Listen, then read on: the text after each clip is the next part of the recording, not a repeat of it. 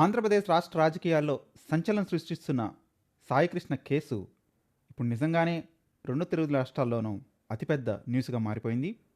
అసలు ఈ missing case ఇప్పుడు రాష్ట్ర వ్యాప్తంగా చర్చనీయాంశంగా మారింది అనడంలో ఏ రకమైన సందేహం లేదు. ఒక కాపు యువకుడు అదృశ్యం కావడం, పోలీసులపై లాకప్ డెత్ ఆరోపణలు రావడం, రాజకీయ పార్టీల మధ్య విమర్శలు, కులాలు, కోర్టు జోక్యం చేసుకోవటం. అసలు ఈ కేసులో నిజమేమిటి? ప్రభుత్వం ఎందుకు సీరియస్గా స్పందించింది? ఈ వీడియోలో పూర్తిగా తెలుసుకునే ప్రయత్నం చేద్దాం. మర్చిపోకుండా సబ్స్క్రైబ్ చేయడానికి ప్రయత్నించండి. అదేవిధంగా లైక్ చేసి 10 మందికి షేర్ అయ్యే విధంగా చేయండి.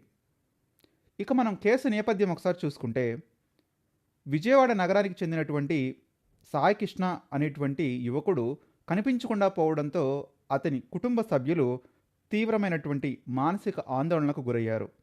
అతడిని పోలీసులు తీసుకెళ్లారని, అనంతరం ఏమైందో మాకెవరికీ తెలియదని కుటుంబ సభ్యులు ఆరోపిస్తున్నారు. ఈ వ్యవహారాన్ని ప్రధాన ప్రతిపక్షంగా ఉన్నటువంటి వైఎస్ఆర్సీపీ కాంగ్రెస్ పార్టీ ఒక ఆయుధంగా చేసుకొని కూటమిపై, మరీ ముఖ్యంగా తెలుగుదేశం చంద్రబాబు నాయుడు, లోకేష్ని టార్గెట్ చేస్తూ విపరీతంగా విమర్శలు గుప్పిస్తుంది. ముఖ్యంగా ఇది మానవ హక్కుల ఉల్లంఘన అని, పూర్తి స్థాయిలో విచారణ జరగాలని, దీని వెనక ఎవరైతే పెద్దలున్నారో వాళ్ళందరినీ కూడా బయటికి లాగాలని డిమాండ్ చేస్తుంది వైసీపీ కాంగ్రెస్ పార్టీ. ఇదిలా ఉండగా మరొక వైపు లాకప్ డెత్పై కూడా ఆరోపణలు వస్తున్నాయి. సాయికృష్ణను పోలీస్ స్టేషన్కు తీసుకువెళ్ళి 3rd డిగ్రీ ప్రయోగించారు. ఆ తర్వాతనే అతను కనిపించకుండా పోయాడు అనేటువంటి ఆరోపణలు ఎక్కువగా వినిపిస్తున్నాయి. అయితే ఈ ఆరోపణలను అధికారులు అధికారికంగా నిర్ధారించలేదు. కేసుపై విచారణ జరుగుతుందని మాత్రమే చెప్తున్నారు. తద్వారా ఏ విధంగా అధికారులు ముందుకెళ్తారో చూడాలి. సీఎం చంద్రబాబు నాయుడు ఇదే విషయంపై అత్యవసరంగా సమీక్షను కూడా ఏర్పాటు చేశారు. సింగపూర్ పర్యటన సందర్భంగా అక్కడికి వెళ్ళినటువంటి ఆంధ్రప్రదేశ్ రాష్ట్ర ముఖ్యమంత్రి చంద్రబాబు నాయుడు తిరిగి వచ్చిన తర్వాత ఈ అంశాన్ని అత్యంత సీరియస్గా తీసుకున్నారు. ఎందుకంటే ఇది ఇప్పుడు కాపు కులాన్ని పెనవేసుకొని పోయింది. డీజీపీ, ఇంటెలిజెన్స్ అఫీషియల్స్, అదేవిధంగా ఉప ముఖ్యమంత్రి పవన్ కళ్యాణ్తో సమావేశమై కేసు యొక్క పురోగతిని ఇప్పటి వరకు సమీక్షించడం జరిగింది. ఆరోపణలు ఎదుర్కొంటున్న సీఐపై వెంటనే చర్యలు తీసుకోవాలని ఆదేశించారు.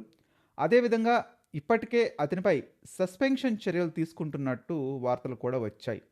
మరొక వైపు సాయికృష్ణ తల్లి ఎవరైతే ఉన్నారో ఆమె ఆవేదన అరణ్య రోదనగా మారింది.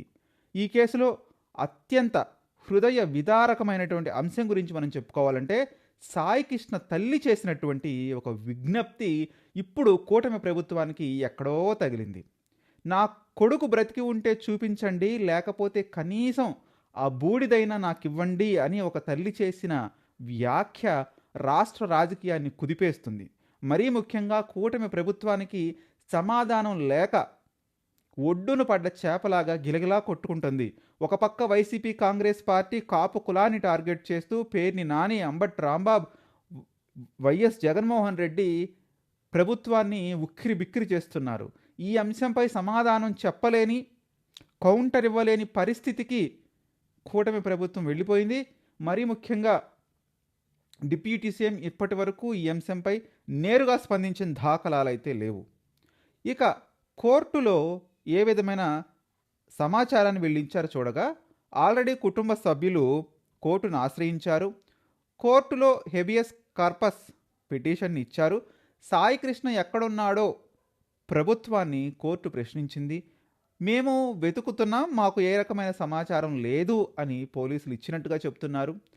ఇక రాజకీయ కోణం విషయంకి వస్తే, ఈ కేసులో కులం, రాజకీయం, మతం, కాపు యువకుడు అనేటువంటి పదాలు పదే పదే వస్తున్నాయి. దీంతో పాటుగా ఏదైతే లివింగ్ రైట్, ఆ లివింగ్ రైట్ అంశాన్ని, అతను ఏ రకమైన బ్యాక్గ్రౌండ్ ఉన్నా అతనికి జీవించే హక్కు ఉంది, ఏ రకమైన చర్యలు తీసుకున్నా చట్ట ప్రకారమే ముందుకు వెళ్ళాలి తప్ప పోలీసులు ఏ రకంగా ముందుకు వెళ్ళకూడదు. ఇది ఒక మానవ హక్కుల సమస్యగా మారిపోయింది.